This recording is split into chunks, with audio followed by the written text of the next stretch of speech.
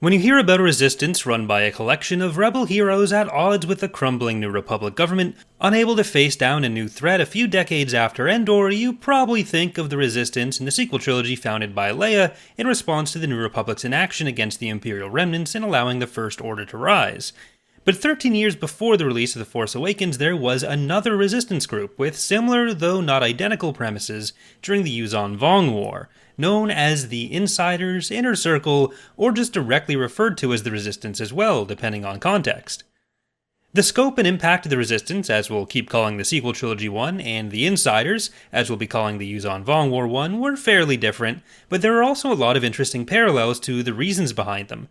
One of the biggest differences is that the Resistance was very much an open movement, actively campaigning for its goals, forming an active military separate from the New Republic, whereas the Insiders were a clandestine group formed in the novel Enemy Lines Rebel Dream by heroes of the Rebellion era along with some younger allies, and they very much needed what they were doing to remain entirely secret. The Insiders were formed in response to mismanagement and then defeatism among the New Republic government, which lost most of its legitimacy when Coruscant fell to the Yuuzhan Vong, and the last elected chief of state, Boris Falia, died. Falia, despite his many flaws, was at least universally recognized as a legitimate leader of a legitimate government. His advisors, after his death, led by a Quarren named Poe, attempted to form a new government, and on their way fleeing from Coruscant, they put Wedge Antilles in charge of the impossible defense at Borleas, a planet of key strategic importance for its access to Coruscant, with the instructions that he should essentially die rather than retreat. It was clear to Wedge, Luke, Tycho Selchu, Mara Jade, and other veterans of the New Republic that this would essentially be a martyrdom and was only meant to buy better terms of surrender for Poe's questionable new government.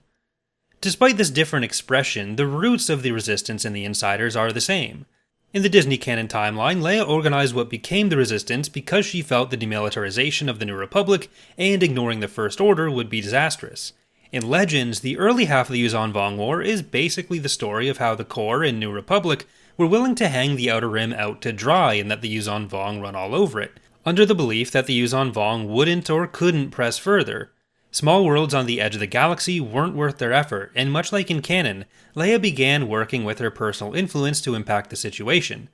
In canon, that meant militarily. In Legends, that meant taking charge of the massive refugee crisis being callously ignored by those with the resources to help. But this was, of course, before Star Wars got political. This was also before the formation of the Insiders at Borleas, but it was part of the same trend which made that group seem necessary. In the early phases of the war, many military commanders, including Wedge, had threatened Boris Falia and said they'd basically just abscond with the forces under their command if he didn't step up. And by the time the New Republic finally did start to step up, it was too little too late. This puts them on at least marginally better footing than the New Republic in the Disney canon, where they never took that opportunity before Hosnian was destroyed. Militarily, the Insiders were spurred forward by the realization that they had waited too long to meet the Yuuzhan Vong on equal footing, power versus power, the way they possibly could have earlier in the war. Instead of throwing their resources away like that, they needed to revisit the tactics of the rebellion. At Borleas, the initial plan was to lull the Yuuzhan Vong into a false sense of security. They'd use small skirmishes to feed the Yuuzhan Vong small victories, as well as inaccurate information about how their forces worked, hoping to delay the arrival of a more powerful enemy force as long as possible, and then they'd turn the situation around to beat the Vong. But beyond that, they intended to form a network of resistance cells with as little connection as possible throughout the galaxy, much as they had in the Rebel period. While there were a few background mentions of this happening in Destiny's Way, which is one book away from the Enemy Lines duology, separated only by Matthew Stover's Traitor, the rest of the series does tend to put the focus away from this rebel resurgence back to the galactic-level government, rehabilitating the New Republic by starting to build the storyline of the Galactic Alliance, a new galaxy-wide project to cooperate with all of the governments of the galaxy, including the New Republic, the Hapens, and the Imperial Remnant, against the Yuuzhan Vong.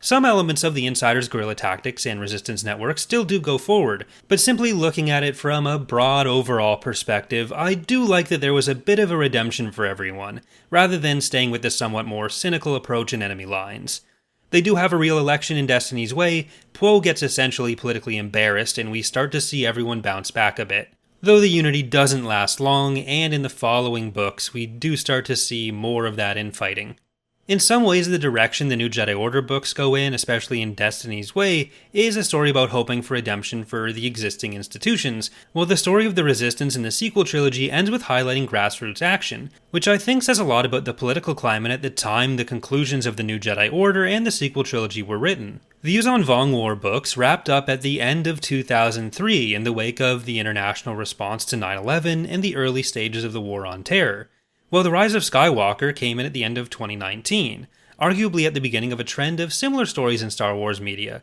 about the kind of individual action and mutual aid in the face of institutional inaction or outright harm. All in all, though, I do think it's a neat connection between both storylines, and one where the differences are almost as interesting as the similarities. It's just something that's been sticking out to me while we've been doing the reread of the New Jedi Order series for TapCaf Transmissions, the podcast I host every Thursday night here on the channel with Eckhart's Ladder. We'll actually be talking about Enemy Lines Book 1, Rebel Dream, tomorrow night as of when this video goes up, provided his preparation for a new baby cooperates, so hope to see some of you there.